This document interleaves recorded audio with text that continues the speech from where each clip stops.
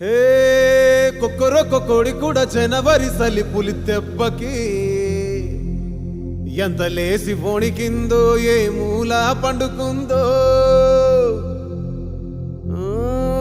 రథం ముగ్గు వేసుకుంట ఏడుకూరి నాగలక్ష్మి